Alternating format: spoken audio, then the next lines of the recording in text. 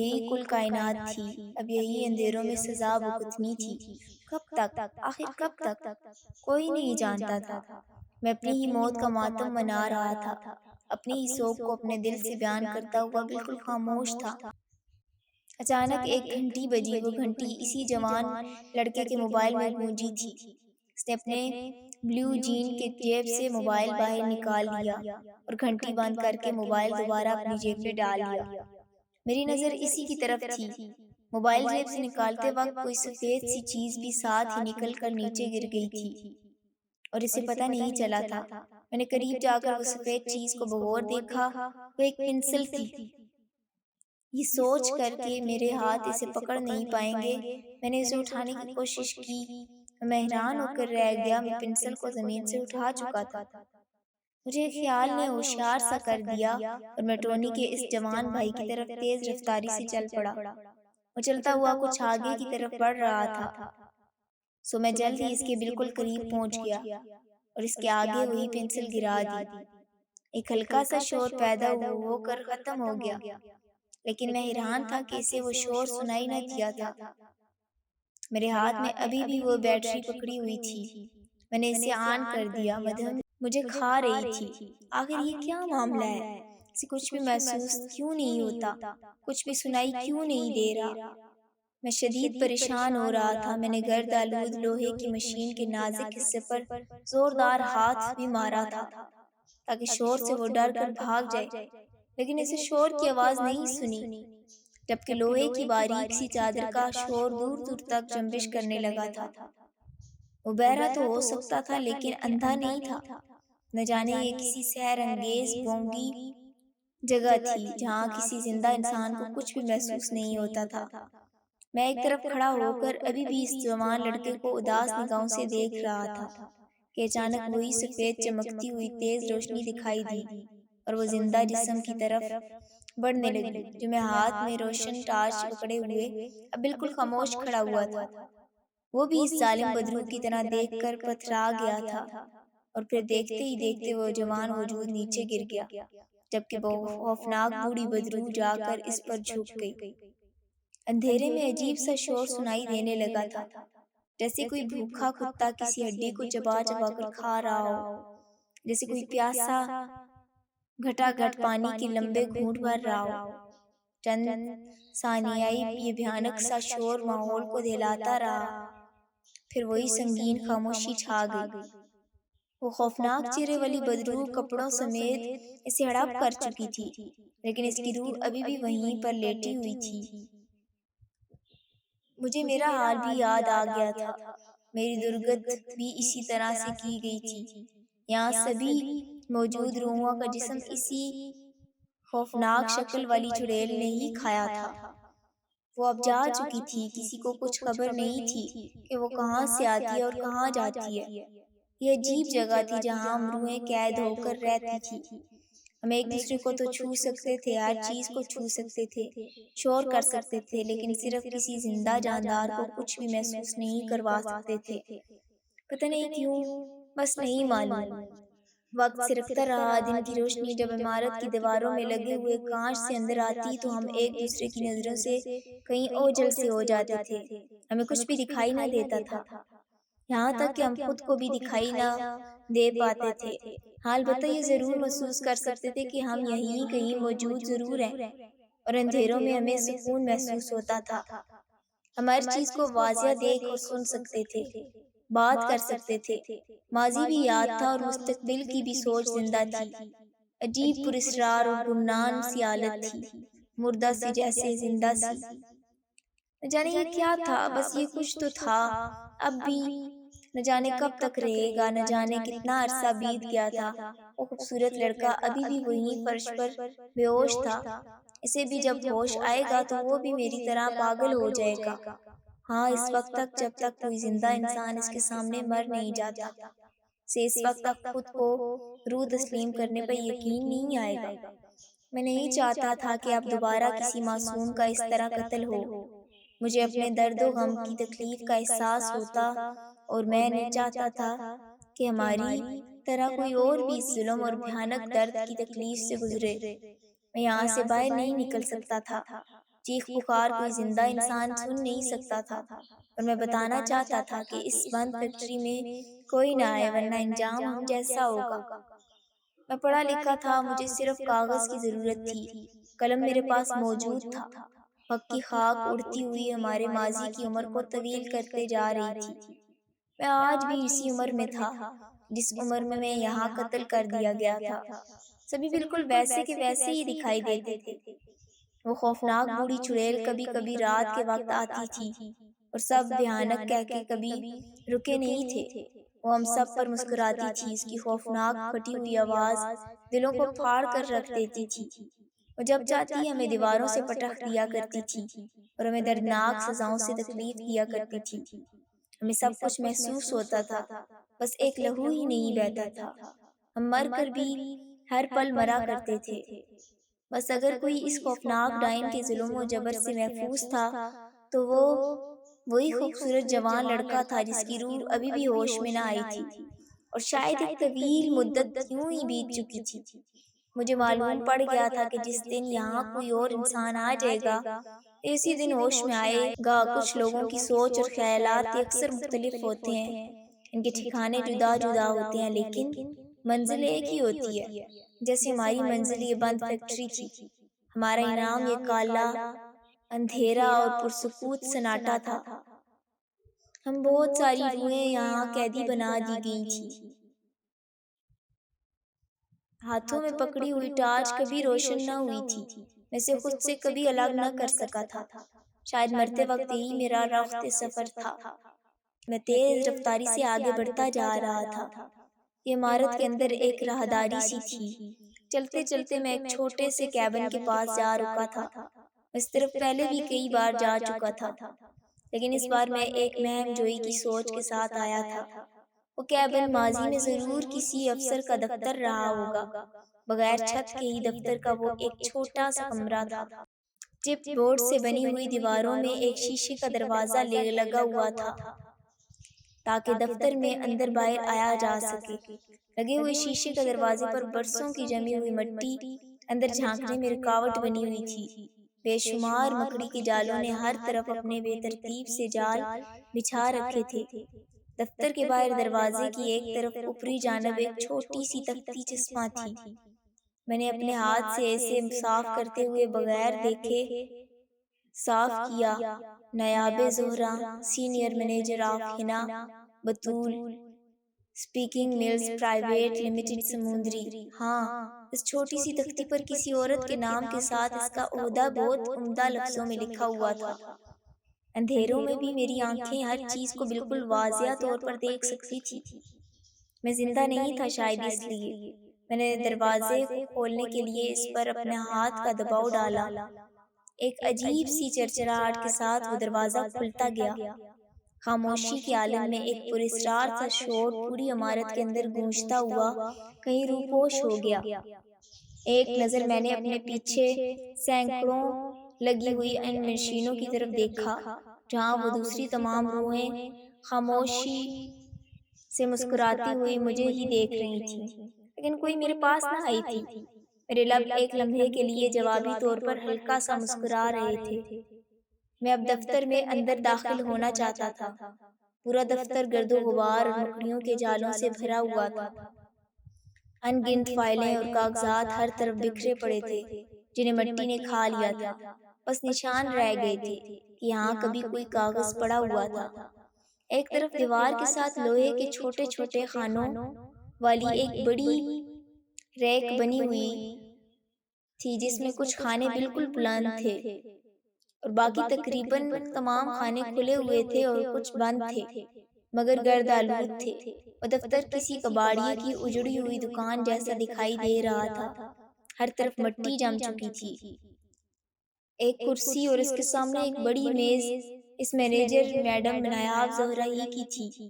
میز پر ابھی تک چائے کا خالی کپ مٹی اور جالوں سے بھرا پڑا تھا اور کچھ پیپرز بکھرے ہوئے پڑے تھے۔ ماضی میں یہاں کبھی رونق مسکراتی ہوگی اور آج صرف ایک داستان رہ گئی تھی۔ میں کچھ لمحات وہاں کھڑا ہوا اپنے اطراف میں جائزہ لیتا رہا۔ میرے ذہن میں میرا وہ مقصد مجھے یاد تھا جس کے تحت میں اس دفتر میں گیا تھا۔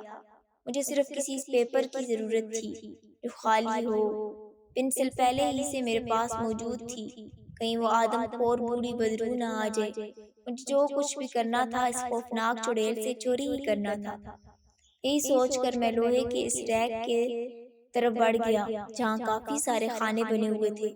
میں نے تلاش شروع کر دی اور جلد ہی مجھے صاف اور خالی کچھ کاغذ مل گئے تھے۔ کاغذ ملتے ہی میں وہاں رکا نہ تھا، میں اس دفتر کو دوبارہ بند کر چکا تھا۔ میں واپس انہی مشینوں کی بنی ہوئی لمبی قطاروں میں ایک جگہ جا بیٹھا تھا۔ اب وہاں صرف میں تھا اور میرے سامنے کرتاس و قلم موجود تھے۔ یہ میرے ماضی کے جھروکوں کی آپ بیتی ہے، ایک داستان ہے کہ مجھے ہمیشہ یاد رہے گی۔ کسی منظر کو دیکھتے ہوئے لکھنا آسان ہوتا ہے، آج میں بھی لکھ رہا ہوں۔ جو بھی کوئی آنکھ اس تحریر کو پڑھے سنے اسے نظر انداز مت کرے، ورنہ بھیانک اندھیروں کی خوفناک خاموشیوں میں جسم چبا لیا جائے گا اور روح کو ہمیشہ کے لیے قید کر دیا جائے گا۔ بند فیکٹری روحوں کے لیے ایک دہشتناک کالی قبر ہے، اور یہ قبر ایک بوڑھی مکروہ شکل والی آدم خور خوفناک چڑیل انسانی روحوں سے بھرتی رہے گی۔ ایک زمانہ بیت چکا ہے، کچھ بھی خبر نہیں ہے کہ کون سا سارا سال دن اور مہینہ چل رہا ہے، کوئی احساس نہیں ہے کہ موسم سرد ہے یا گرم چل رہا ہے، بس اندھیرا، خاموشی اور ہم بے شمار تمام روحیں پر اس ظالم آتما کی دہشتناک کہکےدار سزائیں اور ہماری ہمیشہ کی قید۔ بس یہی حالت ہے، یہی حال رہے گا۔ ہماری روحیں قیدی اور باندھی بنا دی گئی ہیں۔ بند فیکٹری میں کبھی کوئی انسان نہ آئے، ایسی بھول کبھی مت کرنا، ورنہ یہاں جو کوئی بھی آیا کبھی واپس نہیں گیا۔ یہ کوئی کہانی نہیں ہے، یہ وہ ناقابل یقین سچ ہے اس پر یقین کرنا ممکن نہیں ہے۔ لیکن میں یہاں صدیوں سے قید میں ہوں۔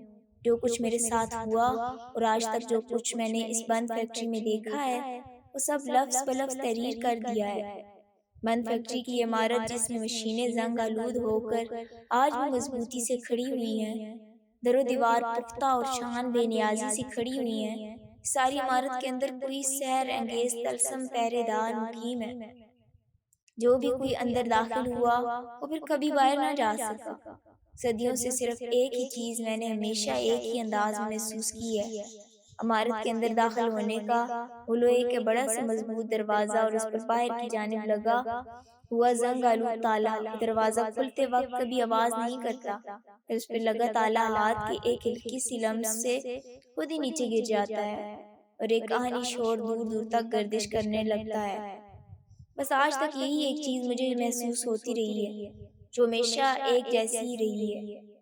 کاغذ ختم ہو گئے ہیں، میرے مقصد پورا ہو چکا ہے، زندگی سے موت تک اور موت سے روح تک، دردناک قید تک، حرف بحرف سب کچھ تحریر کر دیا ہے، اور اب صرف مجھے تیز چلتی ہوئی کسی آندھی کا انتظار ہے۔ مجھے یقین ہے کہ چلتی ہوئی تیز ہوائیں میرا یہ سچ کسی انسان کے ہاتھوں ضرور لگے گا، شاید میرا سنایا ہوا لکھا ہوا کسی جان کو بچا سکے۔ وہ نومبر کا ایک سہانا دن تھا، ہلکی سی دھوپ میں نم آلود ٹھنڈ کا احساس باقی تھا، سورج سر پر تھا۔ ڈگری کالج کی گراؤنڈ کے ایک کونے میں شیشم کے درخت کے نیچے کوئی لڑکا سر جھکائے ہوئے بیٹھا بالکل خاموش تھا، وہ کچھ پڑھنے میں مصروف تھا۔ طوبہ اپنے دوست کو ڈھونڈتے ہوئے گراؤنڈ کی طرف نکل پڑی تھی، اسے دور سے ہی اپنا دوست بیٹھا ہوا دکھائی دے گیا تھا اور وہ چلتے ہوئے جلد ہی اس کے بالکل قریب پہنچ چکی تھی۔ ہیلو جناب، کیا پڑھ رہے ہو؟ طوبہ نے بیٹھتے ہوئے کہا۔ طوبہ کی اچانک آواز سن کر وہ چونک گیا تھا۔ یار یہ عجیب ہی کہانی ہے، راشد نے طوبہ کو دیکھتے ہوئے کہا اور کاغذ اس کے سامنے رکھ دیے۔ جمی ہوئی مٹی سے بھرے ہوئے وہ چند کاغذ کسی ڈوری سے گویا نتھی کیے ہوئے تھے۔ انہیں دیکھ کر محسوس ہوتا تھا جیسے وہ بہت زیادہ پرانے دور کے کاغذ ہوں۔ کیا ہے یہ؟ طوبہ نے سپاٹ لہجے میں کہا، جبکہ وہ بھی ان کاغذات کی طرف بغور دیکھنے لگی تھی، اور پھر راشد نے اسے ہر بات بتا دی۔ طوبہ کے چہرے پر حیرانگی واضح دکھائی دینے لگی تھی۔ وہ دونوں خاموشی سے بیٹھے ہوئے ان اوراق کی طرف دیکھ رہے تھے، انہیں وہ سب کچھ لکھا ہوا پریشان سا کرنے لگا تھا۔ تمہیں یہ کہاں سے ملی ہیں؟ طوبہ نے سرگوشی کرتے ہوئے پوچھا۔ یہ مجھے پکی سڑک کے کنارے اگے ہوئے گھاس میں اٹکے ہوئے دکھائی دیے تھے، جہاں پر وہ بند فیکٹری ہے نا، وہیں سے گزرتے وقت یہ مجھے نظر آئے تھے اور میں نے اٹھا لیے تھے۔ راشد نے طوبا کی طرف دیکھتے ہوئے جواب دیا۔ ان دونوں کے چہروں پر تشویشناک پریشانی سی دکھائی دے رہی تھی۔ کیا خیال ہے، اسے پھر آزما لیا جائے؟ یہ واقعی سچ ہے یا پھر ایک کہانی ہی ہے؟ راشد کی آواز تھی۔ اس سن کر طوبا کی آنکھوں میں گمنام سا ڈر دکھائی دینے لگا تھا۔ نہیں، کوئی ضرورت نہیں ہے، یہ 2023 کا نیا زمانہ ہے اور یہ پرانی باتوں کو چھوڑو۔ طوبا نے انکار کرتے ہوئے سر کو جنبش دیتے ہوئے کہا، لیکن راشد اس بار خاموش ہی رہا تھا۔ اس نے وہ کاغذ اٹھا کر اپنی کتاب میں رکھ لیے اور پھر وہاں سے اٹھ کر ایک طرف چل پڑا۔ وہ دونوں کسی بات پر ایک دوسرے کو مخاطب کرنے لگے تھے۔ وہ کچھ دیر چلنے کے بعد اب کالج کے مین گیٹ سے باہر نکل گئے تھے۔ سورج ڈوب کر آسمان پر اپنی جگہ چاند کو دے چکا تھا اور چاند پورے جوبن میں چمکتا ہوا رات کے اندھیروں سے لڑ رہا تھا۔ پکی سڑک آج بھی بالکل سنسان تھی۔ دور ایک زرد تیز روشنی آہستہ آہستہ اسی جگہ کی طرف بڑھتی ہوئی آ رہی تھی جس جگہ پر وہ بند فیکٹری آج بھی کسی بے نیاز و فخر و غرور سے سینہ تانے ہوئے کھڑی تھی۔ آج بھی کسی بے نیاز فخر و غرور سے سینہ تانے ہوئے کھڑی تھی۔ وہ زرد روشنی کسی موٹر سائیکل کی ہی تھی۔ ہلکے سے شور کو پیدا کرتے ہوئے وہ موٹر سائیکل سمندری شہر کی طرف سے آ رہی تھی اور پھر دیکھتے دیکھتے وہ روشنی بند فیکٹری کی طرف اترنے والے پکے راستے کی طرف مڑ گئی۔ اب موٹر سائیکل کی روشنی کو بند کر دیا گیا تھا۔ فیکٹری کی بیرونی اونچی فصیل کے اندھیرے میں وہ موٹر سائیکل رک گئی تھی۔ وہ تین لوگ تھے، اندھیرے کی کالی چادر میں انہیں دیکھنا محال تھا۔ نومبر کی یہ چاندنی رات کچھ سرد سی تھی۔ وہ ہر طرف سے خوف سے بے پرواہ ہو کر ایک طرف کو چل پڑے تھے اور پھر وہ اسی جگہ پہنچ گئے جہاں پر وہ بیرونی دیوار گری پڑی تھی۔ وہ آگے پیچھے اب تینوں فیکٹری کی حدود میں داخل ہو چکے تھے۔ وہ احتیاط سے چل رہے تھے۔ تھوڑی ٹھنڈ تھی، اس لیے وہ تینوں اپنی چادروں میں چھپے ہوئے مشکوک سے لگ رہے تھے۔ فیکٹری کی عمارت کے ساتھ ساتھ چلتے ہوئے وہ تینوں آہستہ آہستہ چلتے ہوئے آگے کی جانب بڑھ رہے تھے۔ وہ بھیانک سائے سے دکھائی دے رہے تھے اور ماحول مزید دہشتناک بن گیا تھا۔ وہاں ابھی تک کوئی آواز، کوئی آہٹ نہ گونجی۔ وہ دبے پاؤں چلتے ہوئے اب ایک بڑے سے دروازے کے پاس جا کر رک گئے تھے۔ کچھ دیر تک وہاں گہرا سکوت منڈلاتا رہا۔ وہ تینوں بالکل ایک دوسرے کے قریب ہو کر ابھی تک خاموش ہی کھڑے تھے۔ ماحول بھیانک اور وحشت زدہ سا لگ رہا تھا۔ اچانک وہاں ٹارچ کی مدھم سی روشنی جل اٹھی اور وہ تینوں سائے کھڑے ہوئے دکھائی دینے لگے۔ وہ عمارت کے اندر داخل ہونے والے ایک بڑے دروازے کے پاس کھڑے تھے۔ یہ ہے وہ دروازہ اور یہ وہی زنگ آلود تالا ہے۔ یہ راشد کی آواز تھی۔ وہ سرگوشی کرتے ہوئے بولا تھا۔ ٹارچ اسی کے ہاتھ میں تھی اور وہ ٹارچ کی مدد سے اپنے ساتھ آئے ہوئے دو افراد کو وہ تالا دکھا رہا تھا۔ اچھا، کیا تم نے اس کہانی میں اسی دروازے کے متعلق ہی پڑھا تھا؟ ایک مردانہ آواز نے آہستگی سے جواب دیا۔ جوابی طور پر کوئی آواز نہیں ابھری تھی۔ راشد نے ٹارچ ان دونوں کی طرف گھما دی تھی جیسے وہ انہیں چپ رہنے کا اشارہ دے رہا ہو۔ وہ دونوں راشد کے دوست تھے۔ راشد ایک قدم آگے بڑھا اور اس نے تالے کو آہستہ سے ہاتھ کی انگلی سے چھوا۔ تالا ان کے سامنے خود بخود کھل کر نیچے گر گیا اور ایک بھاری سی شور دور دور تک جنبش کرتا ہوا کہیں ڈوب گیا۔ وہ تینوں یہ منظر دیکھ کر وہاں رکے نہ تھے۔ ان کا دل پھٹ جانے کو تیز رفتاری میں دھڑک رہا تھا۔ وہ وہاں سے بھاگ کھڑے ہوئے تھے اور پھر وہ اپنی موٹر سائیکل پر سوار قدرے تیز رفتاری سے واپس سمندری کے راستے کی طرف نکل چکے تھے۔ انہیں یقین ہو چکا تھا کہ وہ کہانی نہیں، واقعی سچ آپ بیتی ہی ہے۔ ان تینوں کی کوشش سے وہ کہانی پوسٹرز پر لکھی ہوئی ہے، اب شہر کی ہر دیوار پر چسپاں تھی۔ بند فیکٹری آج بھی اپنی مضبوط بنیادوں پر وہاں کھڑی ہوئی موجود ہے، لیکن اب اس کا راز کھل چکا تھا۔ اب کوئی انسان وہاں اندھیرے کا لقمہ نہیں بنتا تھا۔ وہی اندھیرا اور سناٹا آج بھی وہاں در و دیوار پر رینگتا ہے، لیکن اب کسی جان کو کوئی خطرہ نہ تھا۔ وہ بند فیکٹری ابھی بھی موجود ہے۔ کئی لوگ اسے دیکھتے ہیں اور دیکھنے آتے ہیں، لیکن صرف دن کے وقت، اور کبھی کسی کی ہمت نہیں ہوئی بند فیکٹری کے اندر جانے کی۔